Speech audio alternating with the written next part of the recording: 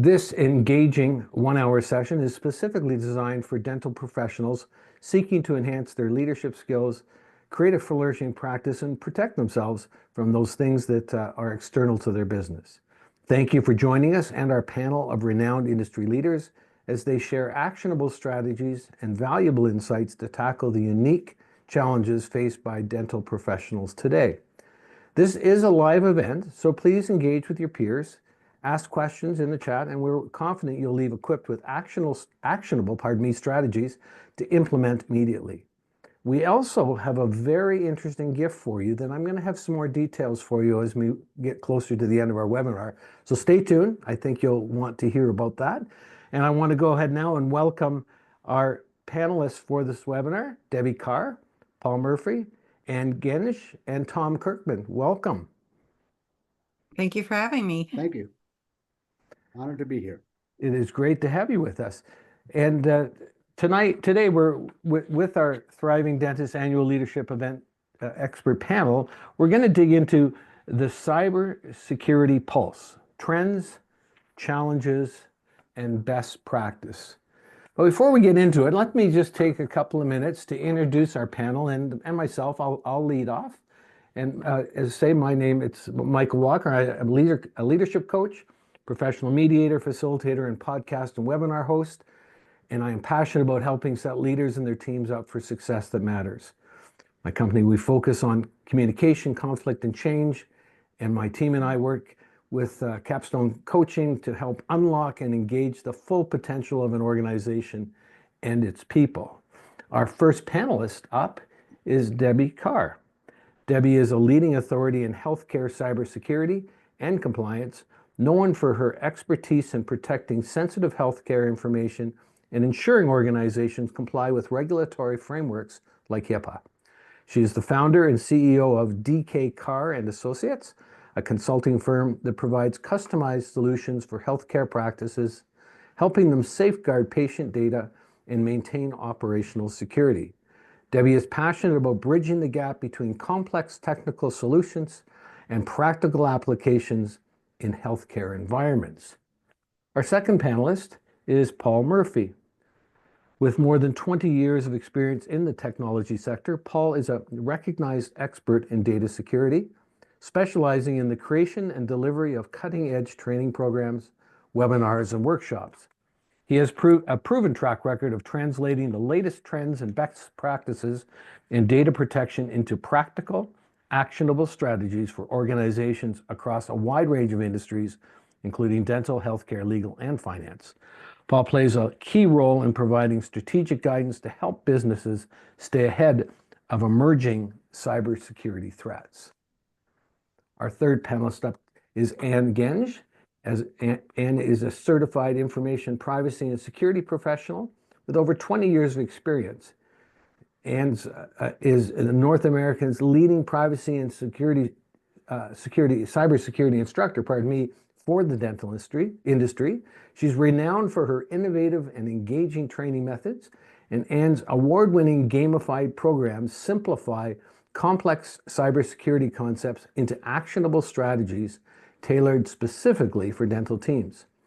Her groundbreaking contributions to healthcare cybersecurity education have earned her the Women in Cybersecurity Award at the CDM Global InfoSec Awards in both 2021 and 2023. Congratulations, Ann.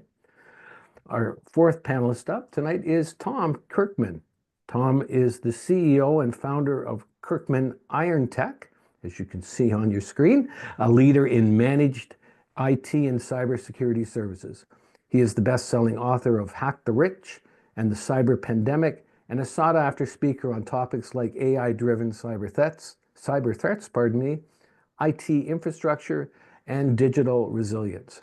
With a passion for making cybersecurity knowledge accessible, Tom empowers individuals and organizations to safeguard their digital lives in an increasingly connected world. Great to have all of you, and as you can see from our panelists, we've got a real stable of wisdom, experience, and best practices that we're going to be able to tap into. You'll see on your screen now the main points for today's discussion. that I'm confident will help us deliver an amazing and insightful webinar. We also have some great questions lined up for our panel today, and I'm looking forward to their insight, their best practices, and passion as well. But I also encourage you to connect with us through the chat. This is a live webinar, but connect with us through the chat on any questions you might have, and for sure comments as we go as topics are shared. I'll try to respond to your question as part of the webinar and during the webinar, but if I don't, our podcast manager will reach out directly to you with an answer from our panelists after the podcast. What we do is we make sure nothing gets lost. We capture that information, we get back to you. So please feel free to throw a question in there and we will get back to you. So let me go ahead. I'm going to stop our slide share, and I'm going to get us started with our questions for today. And I think, when I had just a brief chat, this is not my field of expertise, as you heard from my bio, but I was thinking when I thought about cybersecurity, and I thought there's such a powerful and compelling common condition that we have now. I guess it would be safe to say our whole world runs on data. And it behooves us to be intentional with cybersecurity to protect it, like we would with our family, with our homes, with our cars, and in this case, with our data and with our patients and with our people. And I looking at some of the statistics that I saw, the trend of increasing cases of attacks and the cost of attacks and the loss of data. Boy, I'm looking forward to learning something here today with you guys. So thank you very much for being here. But I'm going to start out, and the first question I have is going to be for Debbie. And Debbie, the question I have for you to lead us off with is, what is the current threat landscape? Active, very active. We're seeing cyber attacks coming from state-sponsored attacks as well as organized crime, not to mention the script kiddies that get in there every once in a while, but it's become a business. In fact, you can get ransomware as a business now, or ransomware as a service, and a lot of companies and organizations that are not exactly above board are taking advantage of that. And we've seen an escalation of cyber attacks in 2024 alone. I believe one statistic I saw said it was up like 300% just in the healthcare industry. And so it's very, very active. And I saw something that I was curious at the connection that since the Ukraine war, there has been a significant increase in phishing attacks. So I don't quite see the correlation between that, but maybe is that something you could just speak to, or I'm just more curious than anything. I think that it's just the world that we're in today. It's not just necessarily the Ukraine war. We've got to remember that a lot of our information is on the dark web and has become available. And so now it's just the environment that hackers are taking full advantage of that and using that information for identity theft. And it gives them a leg up on the phishing email so that they can get in the door. So it's a very active threat landscape right now. That makes sense. I could totally see that. Thanks, Debbie. Paul, I'm going to go to you next. And the question I have for you is, how has the increasing use of digital technologies in dental practices impacted their cybersecurity risks?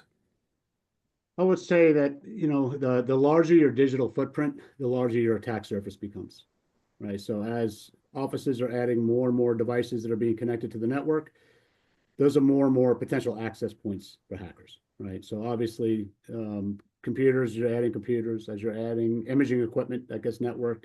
Those are the obvious things. But a lot of people have been shifting over to IoT devices as well, smart devices, right? Hackers have been targeting these devices for 10 plus years. A lot of people don't give any thought to adding that smart TV to the waiting room, or the smart, thermostat on the wall, or a new all-in-one printer. But those devices are all potential access points for hackers. And so as they grow in popularity and get added to practices, again, that expands the attack surface, for hacking groups. It's not new. I mean, my first experience I wasn't involved in this case directly, but it was 8 years ago. One of the major casinos in Vegas was hit with a cyber attack, and they actually had a full-time security team. And the hackers ended up getting access to the server that housed all the data for their whale customers, right? The big spenders. Forensics determined that the access point was a thermometer in the aquarium at the entrance to the hotel. That's how the hackers got their foothold into the network. So they've had this ability and been targeting these devices for years. Just more thought needs to be given as we're adding new technologies. We can't just take them out of the box, plug them in, and get to work, right? They require management of some kind. Thank you, Paul. And I guess that really, that's going to speak to some of the questions I do have set up here that, there's something that maybe we've just kind of, just grown and done, like you point out with smart TVs. So, geez, I was just thinking I was putting a TV up, not an entry point, and I think it's just we've become complacent, but they're just things that are moving so quickly. There just needs to be a much more, I think the word of the day probably would be being intentional with how you approach any application when it comes to technology that has the capacity to interact with an outside source. So absolutely. Thank you, Paul. And the question I have for you is, how have cybersecurity risks evolved in the dental industry over the past few years? I think, the past 10 years specifically, it's all been sort of the ransomware parade for sure, as Debbie introduced in the beginning. And ransomware, just a quick review, if we think about encryption, was something that was designed to protect us. This is now being used against us. So what cyber criminals do is they use that encryption, they scramble up our data, and then they say, hey, okay, if you don't pay, we're not going to give it back to you.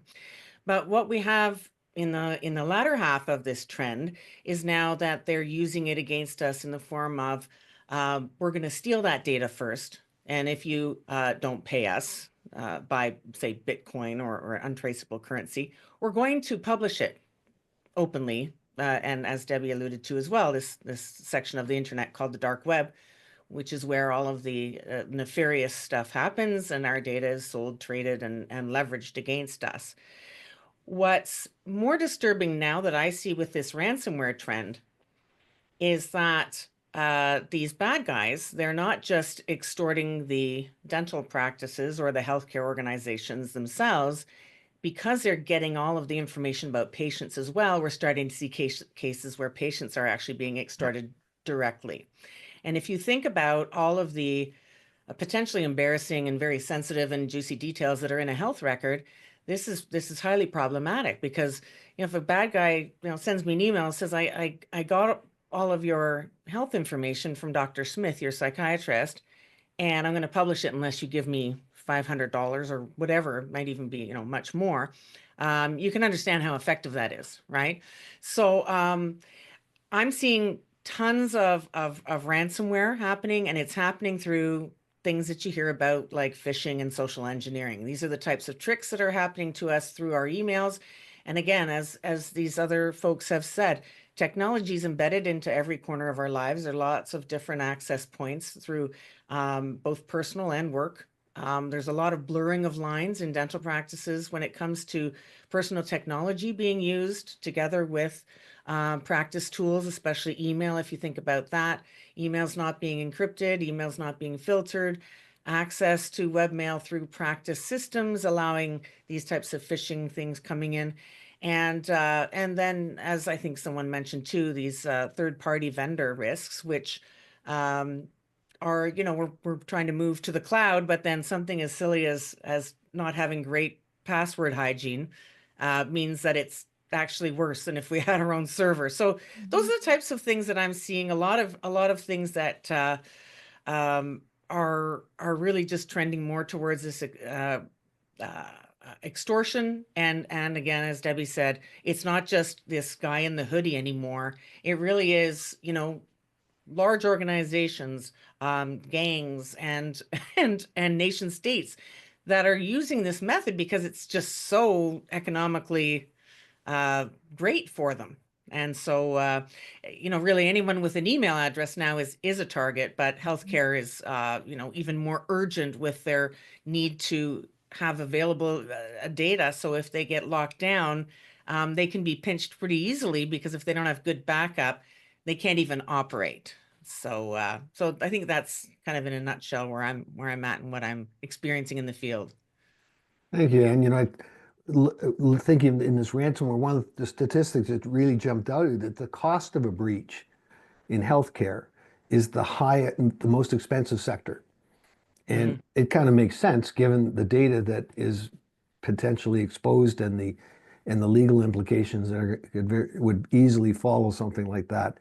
And that this whole, there's so it behooves us even more so to be intentional with protecting that. But I thank you very much for that, Ann. My next question is for you, Tom.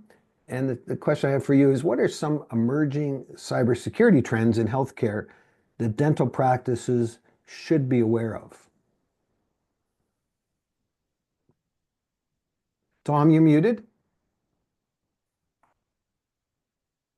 Sorry, I've never done this before, apparently.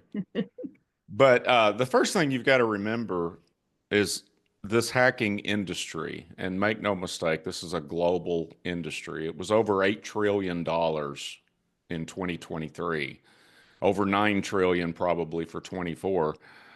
And if you think you're too small, why would somebody want to attack your practice? You're wrong, because it's strictly a numbers game. This is high volume done at scale. This means it's no longer do it yourself.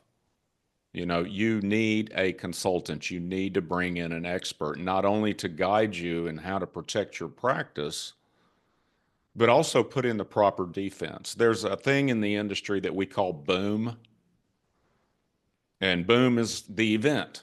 This is a security anomaly or security event that the virus or whatever it is, the ransomware attack, the encryption begins, and on and on. That's boom. And many people, especially, if you talk to an FBI expert on cybersecurity, it's going to be after the fact. It's going to be law enforcement. That's right of boom, right? That's recovery, mitigation, remediation, restoring from backup, all of those things. It's a lot cheaper and a lot better for everyone to do everything you can left of boom. In other words, put the right security systems in place, have an instant response team in place, intrusion detection system, continuous cybersecurity awareness training, and make it part of the culture. It's a leadership problem often in some practices. The owner or managing partner or whoever the head honcho is, they go, well, I'm too smart to get hacked. And reality is that anybody can be conned, and most of these are con jobs. The only difference is, instead of it being a one-on-one street con, it's a one to many, 1 to 100,000, 1 to 1 million. There was one ransomware attack several years ago that grossed $3.5 billion worldwide. That's with the B, $3.5 billion. The two masterminds netted a couple of $100 million each. That's phenomenal. That's a huge number. I just read a statistic, Tom, that they are saying that the projection for the cost for this year is $10.5 trillion. Yeah, there you go. And that the projections aren't going down. No, yeah, everything seems to trend up significantly in the last 2 or 3 years. The one thing I noticed too is that I think a stat told me that 32% of all recorded data breaches between 2015 and 2022 were healthcare. So as far as we know, what the numbers tell us is that a little over, depending on the survey, a little over 40% are small to medium-sized businesses. I think that number is woefully underreported. I think it's well over half, probably 60 to 70%. And these are ransoms that may only be 5, 10,000, 50,000. And people have a tendency to only worry about the big guys, the ones they hear on CNN. And what they don't know is that dentist, whoever his primary care physician is, if it's a small private practice, there's a 10 to 20% chance that practice has had some sort of security event. And people have a tendency to only think it's Colonial Pipeline or JBS Meat Supply or Sony Pictures Corporation. And that's simply not the case. You've got to know that they don't care who you are. They don't even know who you are. And it's a numbers game. They think in terms of conversion rates, and they are using nation state level cyber warfare tools against us, all of us, each and every single day, because they've been stolen from the NSA and other nation state cyber war teams. And they have the source code. So those very things are being modified. And those things are designed to evade detection. Well, thank you, Tom. That, yeah, it just, I mean, I don't, as for our listeners, and we have, I know that we're hearing big numbers, and it almost, depending on your degree, I love that term, security event, Tom. I think that makes it feel a little nicer. Not that it wanted nice, but it's like, but for us that, we have our own companies, and we're thinking, wow, I just wonder what I haven't done. We got questions now. We're gonna kind of jump into to kind of to talk about some what should you be, what could you be doing, how could you do something. So if I'm gonna go, the next question I have is actually for Debbie, and it's I think they said that in 2023, 88% of companies have had some form of, using your term, security event, big, small, whatever that looks like. And now it's up to 92%. And as far as whether it was something that turned into ransomware or something, but just, I was surprised. It's obviously trending up. But the question, I think, to kind of get us into some solutions and some strategies, Debbie, the question for you is, how can practices defend against these attacks and still meet HIPAA compliance? That's a great question. Actually, if you look at the HIPAA security rule in the way that it was intended, and there's actually a public comments period. We're in a public comment period where they're going to elaborate on those actions. But if you look at HIPAA security rule, it's really best practices. There's a lot of assumption there. So if you take the first requirement is that every practice should conduct a risk analysis. Well, there's a lot of assumption there that you have identified what information you have. What are you going to analyze if you don't know what you have? So there's a lot of assumption that you've done a lot of the precursor work. You've identified what information you have, where it is created, transmitted, and stored, that you have an inventory, you know where your information is, how it flows, who's touching it inside your organization and outside of your organization. So, and then the next requirement in the HIPAA security rule is that you'd have a security management plan. So again, if we look at HIPAA in the right way, it actually can go a long way in helping practices to implement a security plan that is going to protect. I use the cybersecurity framework with my clients. And so it's scalable, it's doable, and it's best cybersecurity practices, which will bring HIPAA compliance. If you're just trying to be HIPAA compliant, you are checking boxes. You're not really meeting the protections that the law would provide for you. But if you look at it from a security standpoint, it will really protect your investment and help to guard against and defend against these things, because it's simple, common sense, best practices in the cybersecurity world. Absolutely. Thank you, Debbie. I think kind of building on just that front end of like, just what do I got? What am I exposed to? Whether it be, I think Paul mentioned just what entry points do I have? What data is exposed? Who's got access to it? What mix of systems or software are external to me coming in, and all those kind of things. Those are all kind of questions me as a layperson, I can get my head around that. Okay, that's a good starting point. I can start to put something like that together. And I love I think you just broke that down really. Sorry, Debbie, you were going to say something? Well, we concentrate so much on the cyber attacks because they are prevalent. There's no doubt about it. But another event that we have is the internal threats. And again, when we look at HIPAA in the security way, it will help defend against those internal attacks as well as those external attacks. All right. Yeah, that's really good point. I mean, yeah, we're so busy looking at what's around us and forgetting to look what's inside of. Well, yeah, I mean, dental embezzlement is rampant. Yeah. And again, if we had put in the best practices, there would be separation of duties. There would be mandated job vacations. So there's best practices implemented will protect.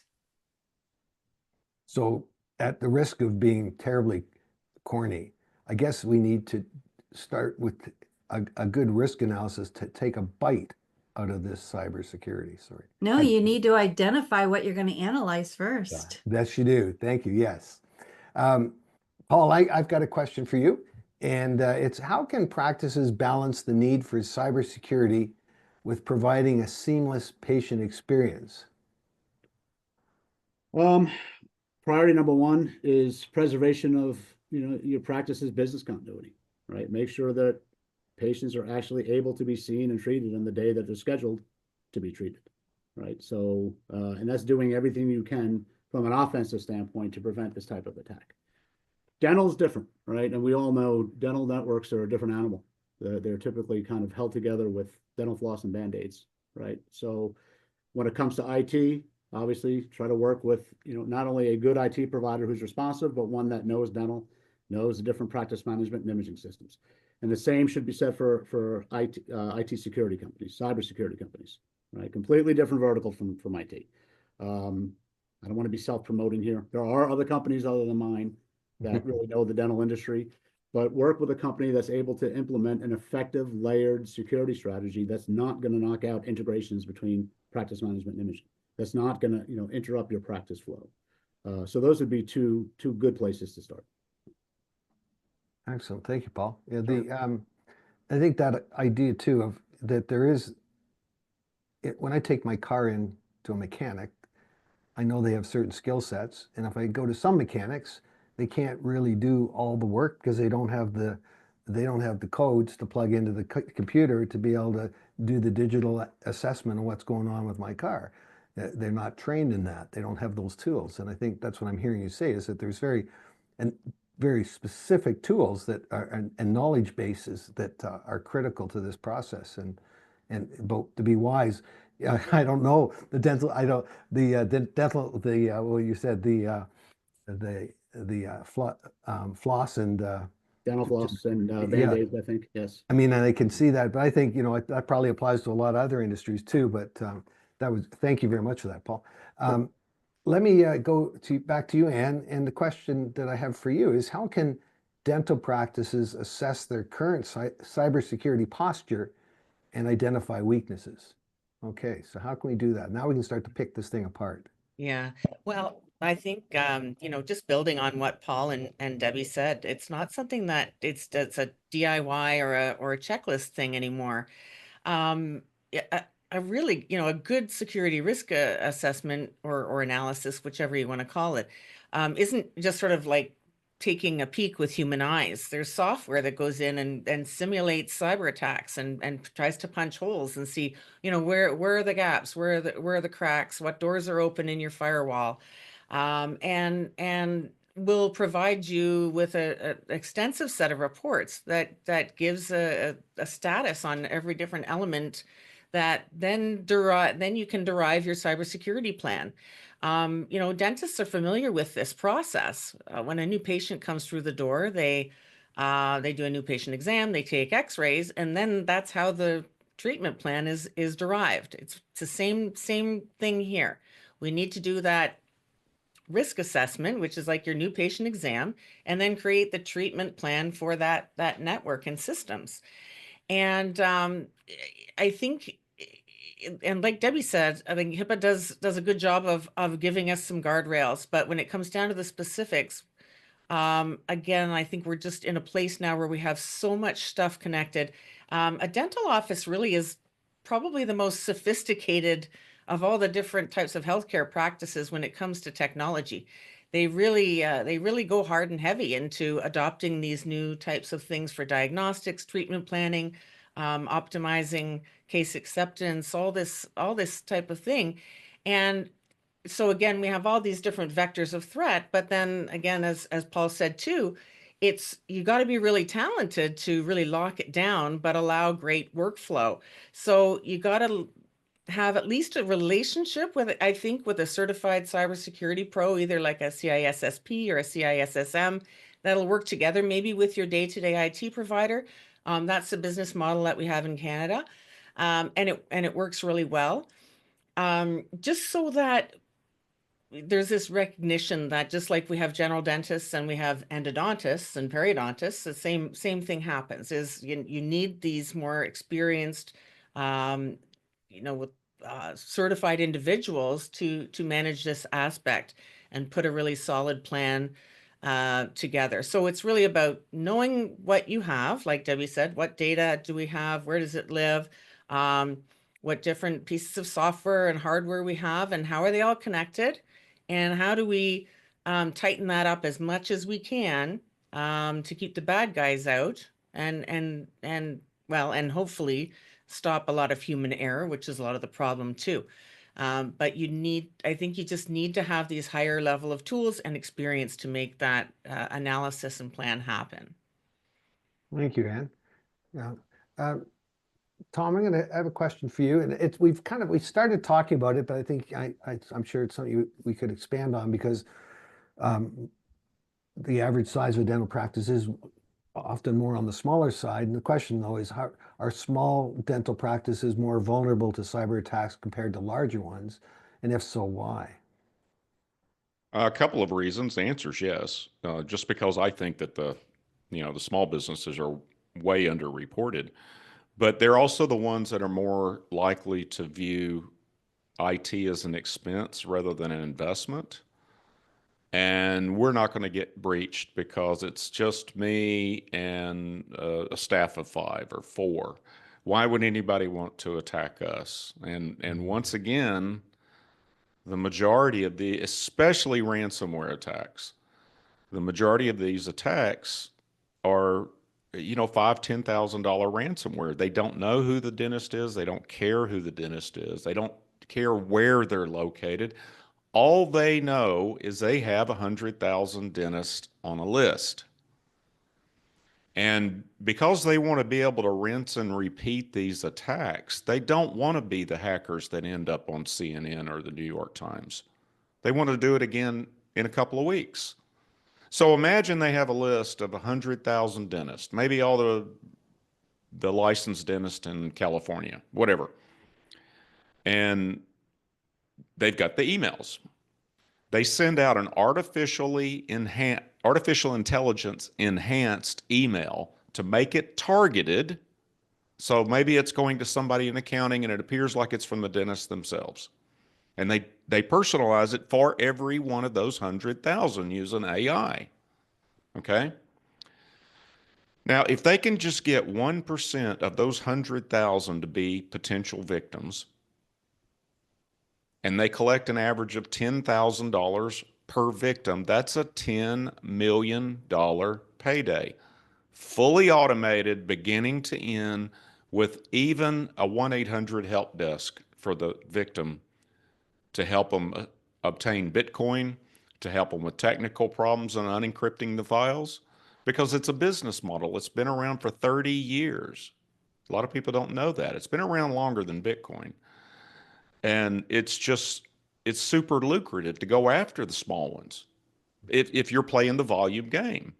If 1% conversion rate results in a $10 million payday, why would you think you're exempt or they're not likely to catch you? Most of the small practices are, and because of that belief, they're much less likely to invest in really good cybersecurity defense.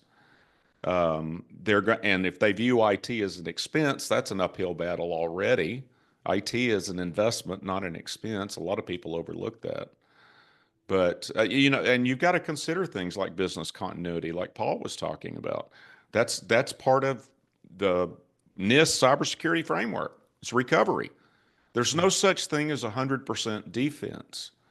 You've got to have continuous cybersecurity awareness training because 95% of breaches are caused by human failure. But within all of that, the culture, the leadership, and the management has got to buy into it and understand those principles of investment, defense, culture, testing, and then, like everybody I think has mentioned, a captain's got to know the condition of his ship before he sets sail. Yeah. Just find out what your vulnerabilities are and what your risk is, and start there. Start fixing it. Thank you, Tom. Yeah, that's I mean, I have business interruption insurance. It's an investment. It's it's simple as that. And you Why hope would you, I not treat this like the same thing? Absolutely. yeah, and you hope you never use it. Exactly. Yeah. Unfortunately, I have had to use it once too.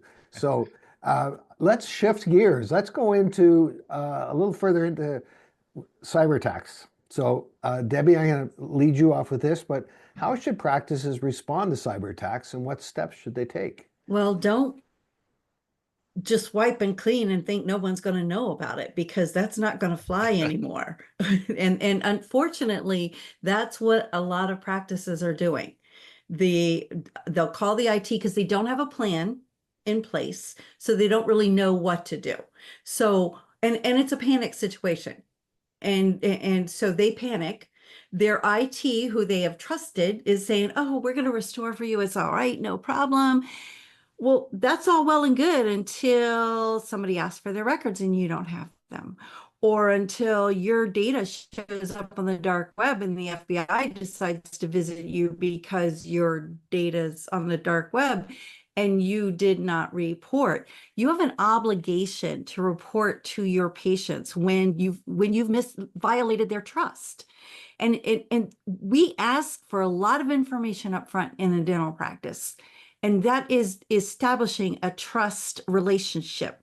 And when that trust is violated, the first step in regaining that trust is by notifying, "Hey, we had a problem. Here's what you need to do to protect it." So what you need to do when a ransomware, or when you've been the victim of a cyber attack, yes, call your IT. And your IT should disconnect you from the internet and contain and isolate the environment, and then call people who know how to navigate, because as a covered entity, you are required to conduct an investigation to determine what, when, where, and how. I don't know of any IT that is certified and qualified. Ann was talking about certifications. I'm certified in cybersecurity. You've got to know somebody who's certified in forensics. I wouldn't do that. I'm not certified in forensics, but there's teams that will do that. And they can tell you to the second that that penetration took place, what files were seen, what everything that was looked at, and most importantly, was data exfiltrated? Is your data going to be on the dark web? Are you going to see it there? So your IT should isolate.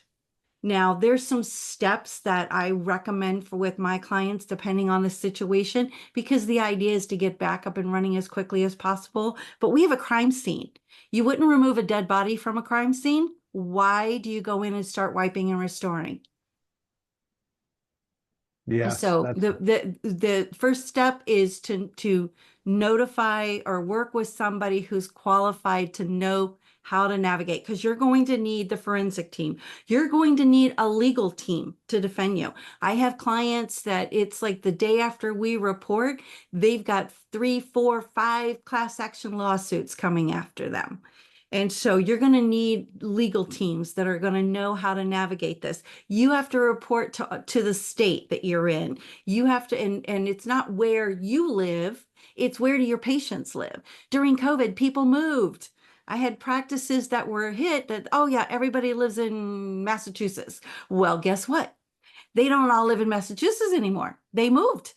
So you've got to know where your patient is at the time of the attack. So that means you may be reporting to, I've got one client, we reported to all 50 states and Puerto Rico.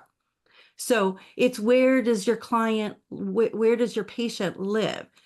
So there's a lot of things that you need to be doing. And it's like a juggling act. In those first few days, it's a juggling act because you want to restore, we want to get you back up and running, but we have a crime scene, but we need all these people. And so working with, and of course we want to call insurance because insurance is going to have the panel. So you want to work with somebody who's used to juggling all of those tasks and keeping everybody on time and keeping everybody on track. I've got a case that I'm working right now. We haven't even had our forensic call. Data's been collected, but I've already sent out RFPs to get an IT. They were not using an MSP. They were just using a break fix IT guy. So that's going. We're going to get an MSP. I've already sent out RFPs to get that done, request for proposals. We're already starting the restoration process, which is a lot of research, but we still have our crime scene over here. So it's knowing how to maneuver because those fines can be very high. There was a dentist that was just fined $350,000 for not reporting. Thank you, Debbie. And that was by the state. That wasn't even OCR. That wasn't even federal. Yeah, I think we need, let's skip those fines. Let's kind of get around that. I like that. You know, And that's the goal. That's yeah. the goal. You Be remind me proactive. as I'm listening, I'm thinking of an orchestra. And, you know, an orchestra is great. They all can play their instruments and do their stuff. But if you don't have a great conductor, you got a bunch of different sounds coming at you. Right. Really, this is a culture and to be a conductor, you have to have a business acumen, an understanding of enough of the instruments to be able to interpret what they can or can't do. So I love that. That's beautiful. Okay, Paul, next question is, let me print this one up to you.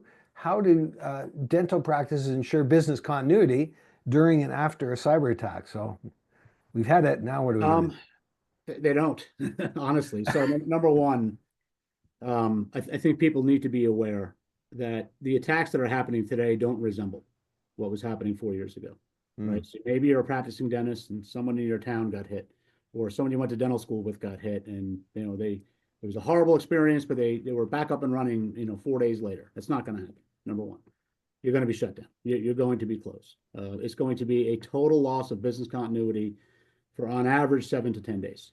And that's not DSO. We're talking small practices here. You're not going to have access to any patient data. You're not going to treat. You're not going to submit claims. There's no billing that's going to happen. You're literally dead in the water. Some of the things that you can do to kind of lessen that time that you're closed and try to minimize the risk, things that I would suggest is number one, build an emergency kit, right? This is a kit that a copy should be kept in the office and one should be kept at someone's home, locked up in both locations. Some basic stuff that they should have is after hours and weekend contact information for someone at their cybersecurity insurance company. That's absolutely imperative. After hours and weekend contact info for someone at their IT resource, 100%. They should at least have passwords to the firewalls and to the servers. They have to have that. If you don't have that and you ask your IT resource for that information and they tell you you can't have it, then fire them. Just get rid of them completely. I've done breach response cases where, attacks have happened at, 1 a.m. on a Saturday morning, and the targeted entity was not able to reach someone at the cyber insurance company until Monday at 9 a.m., right? That's 48 hours of lost recovery time. Right? You can contact someone to help you begin your recovery. You can just call a random, incident response firm, and then 2 days later, your insurance company may dictate to you that, no, this is not someone that's on our list. You're going to work with this company. And you just lost 2 days of recovery. So those are a couple of things that you can do. I would also recommend that everyone buy a couple of emergency laptops, right? Depending on the size of your practice, one per doctor. Buy an emergency laptop. Install your practice management, your EMR software, install your imaging software, and put it away. Lock it away. Keep it disconnected from the network. Right? It doesn't mean that in the event of an attack, you're going to be fully operational, but at least you'll have something that may help you limp along. At least you may have something that will give you the ability to see your scheduler so you can call people before they show up at your practice. Because for that 7 to 10 days, you have no idea everyone's showing up. You have no way to reach out to these folks, right, to keep them from showing up. Definitely institute the 3-2-1 rule when it comes to backups. There are a lot of IT folks who think I'm crazy when I talk about this, but it's imperative. backing up to the cloud is fine, continue to do that. You want to back up on-prem, 100%. Absolutely institute the old-fashioned way of using a removable drive, right? Storage has gotten cheap. You can get a device that's 4 terabytes, that's the size of a credit card for a couple of $100 at Best Buy. Go get a couple of those, right? And make that part of the rotation, either as a practice owner, make it your responsibility. Task your office manager with doing it a couple of times a week. That has been the thing that has saved a lot of practices in data breach cases that I have been involved in. And IT folks snicker, right? And be like, who are you? Are you from 1997? But the reality is it could be the thing that saves you, right? I mean, we had, this is multiple cases, but one in particular, it was an office that was breached in Southern California. And we did the response, and the first thing that we did was scan the digital wallet where the hackers wanted the crypto to be transferred to. It's called an OFAC check. And we ran the OFAC check, and it was flagged by, I believe it was Treasury in this case. It was either Treasury or DOJ. We picked up the phone. Since this was Southern California, we called the Los Angeles FBI office, and we told them what it was. And the attack group was located in Iran. So it's a nation state where it's illegal to transfer currency. So we asked the agent who we were speaking with as a favor, can you allow this doctor to please make this payment, because the hackers have gotten to his backup system and completely wiped it out. He had no data. And they refused. They said, no, if the doctor makes a payment, he's getting locked up. So imagine, being this doctor, he was in practice for 24 years. He just lost 24 years worth of data. Wow. He was put in a position where he was begging to be allowed to be extorted, and he wasn't allowed to do that. Now, had he been using that $200 removable hard drive as part of his backup redundancy plan, maybe he would have lost a week as opposed to 24 years, right? So just, another one of those things that people can do to try to lessen the damage that happens with these attacks. Well, thank you, Paul. I have a feeling there's some very in-depth note-taking in that moment. Some great points there. But I want to go, I thought we'd go into talk a little bit more about cybersecurity training. And Ann, I'm going to come back to you and what are the key elements of an effective cybersecurity training program for dental practice staff? I think it's really all about phishing, and phishing can happen obviously through emails, like a lot of the time, but there are phishing websites that are, sort of fake websites designed to capture our credentials, but it comes now even through text messages, sophisticated phishing through even a phone call. Hi, this is tech support. I need to update such and such. Dr. Smith told me to, tell me what the password is, these types of things, all these types of tricks and social engineering through all of these different types of mediums. So I think it's really important also to be highly contextualized. So when I do my own kind of training or create a training program on video, I'll use actual dental cases so that they can really see what does this look like in a day in the life in an actual dental practice. So I think the generic cybersecurity awareness training maybe doesn't quite hit it with these healthcare folks as much. It seems to be much better delivered in their own context. I think we still need, sadly, we still really need to focus on password hygiene, talking about making sure that multi-factor or two-factor authentication, as it's also known as, is used wherever possible. Encryption, there's still so much email being sent, not encrypted. Basic data handling procedures. And I think, again, Debbie's talked about it a couple of times now. HIPAA's laying out this this roadmap for us. And I think the thing is that dental practices have so many different types of compliance things to juggle all the time. This gets just shoved way down the list. But I think when you look at the statistics that I think Tom brought up, that such a high percentage of successful breaches are facilitated by humans, these things specifically really need to be focused on, trained at minimum once a year. And people, I think, should appreciate that they get this type of training, to be honest, because if you think about it, we're all using technology. So this is just a basic life skill at this point. unless you're using no technology, you need to understand phishing and social engineering and scams. So this type of training, I don't even consider it to be just exclusive to business or healthcare. I think it's just a basic life skill at this point. So yeah, that's pretty much where I stand.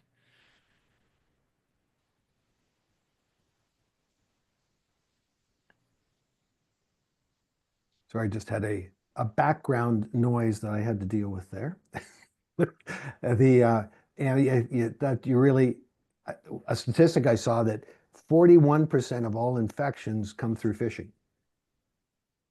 So that was, which kind of, so, I see one of those, I don't know how many I see every day on my computer. Yeah. It's such a thing. And so as you say, it's a life skill. This isn't about doing something that's,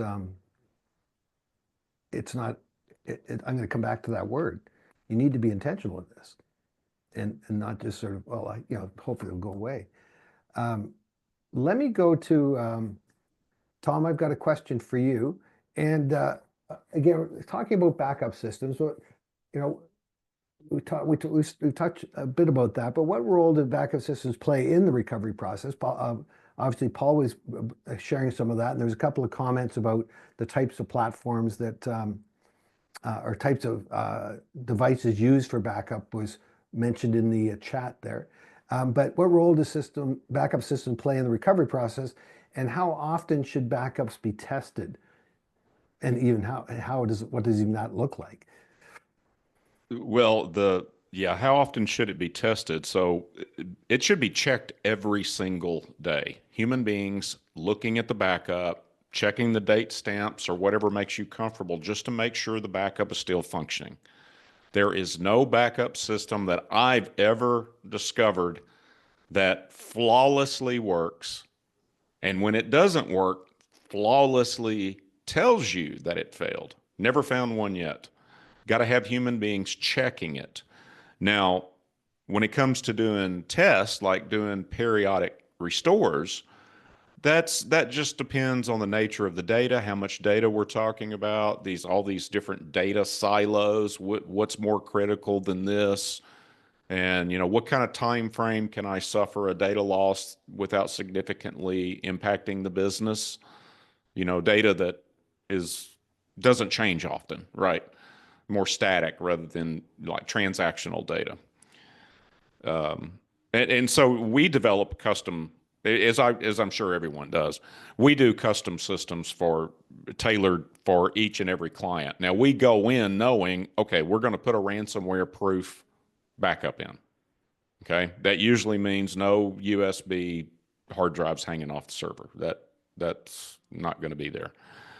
And then we're probably going to do something to the cloud, but in a large practice, and you've got 10 terabytes, and it's all in the cloud, and that affects business continuity. So in most cases, we have both an on-prem system or a cloud system or both, hybrid, depending on data silos and all of that.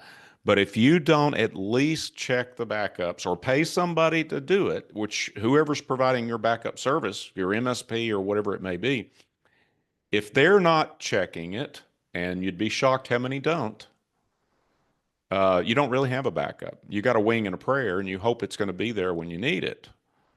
And so you're putting in a backup without at least checking it every day and testing it periodically. It's almost as bad as not having one at all. Thank you, Tom. There was a comment in there.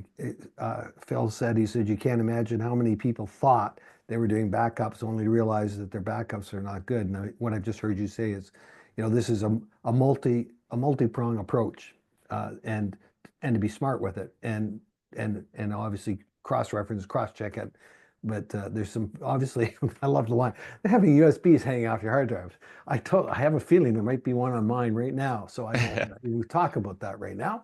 So, but I was just watching a time, I want to go to Debbie. And the question for you, Debbie, is kind of, how can practices empower teams to defend against cyber attacks? We've talked a bit about technology and the platforms and the inbound, but about the teams themselves, and what does that look like? How can practices empower teams to defend against cyber attacks? Well, it starts with the doctor because he's, as I believe Tom said, he's the captain of the ship. So if you don't have the owner buy-in, then everybody's going to kind of just do what they want to do. The way, and I actually teach this, is that team members are not mind readers, but we have the next best thing.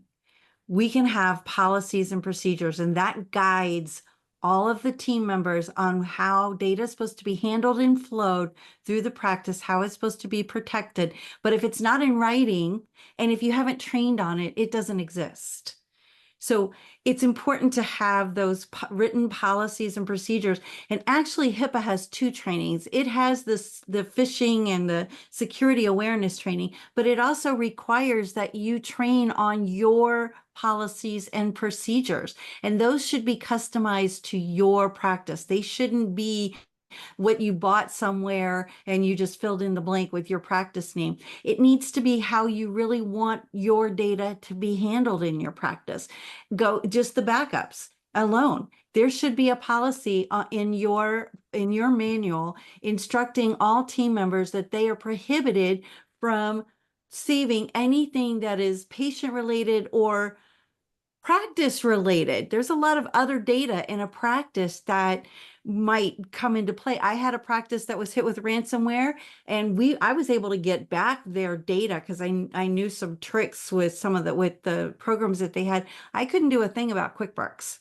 And the office manager was saving QuickBooks on her local machine, and that was encrypted, and there was nothing we could do. So it's, again, about knowing what information you have, where it's created, transmitted, and stored, and then putting in the policies and procedures. Team members don't read your mind, but we can give them that guidance. And that's why I like the cybersecurity framework, because it starts with governance. We have, as a country, we have our founding documents that guide our laws and guide how we want everything done in our country. You have that capability of doing it in your little domain, in your little world, in your dental practice, in your healthcare practice. So those written policies and procedures, and then training your team all the time on those consistently. Pick a policy of the week.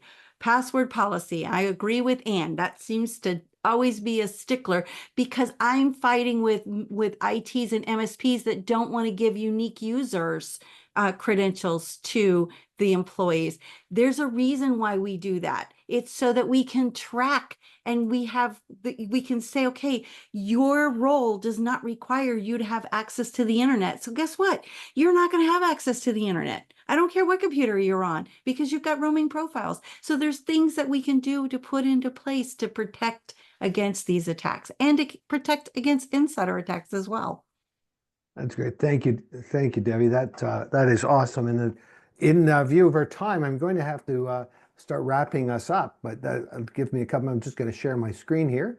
And man, you guys have just provided so much insight today, and for sure, and opportunities to if there's absolutely no reason any of us could leave and not think of one thing we could do to move forward to start to build on our protection against a security event as replaced. But our time is coming to a close, and it's been awesome. You recall I did promise you a gift for our listeners and our viewers. And as a token of our appreciation of your time and participation, we want to offer you a free marketing strategy meeting with Lila Stone, the veterinary marketing consultant and marketing director of Equa Marketing. Lila has established herself as a trusted expert in digital marketing. She is so passionate about empowering dental professionals with marketing tools and knowledge to stand out in a competitive market. Like the professionals that have been before you here today in cybersecurity, she's the equivalent in the marketing realm. This gift is from the founder of the Thriving Dentist webinar and podcast, Narain Aruaja, who is also the CEO of Equa Marketing, which is, if you don't know, is a digital marketing organization specifically for doctors, their teams, and their practices. So you'll be able to go, this will be in the chat as well, if you go to www.thrivingdentist.com marketing-strategy-meeting. That's a lot to remember.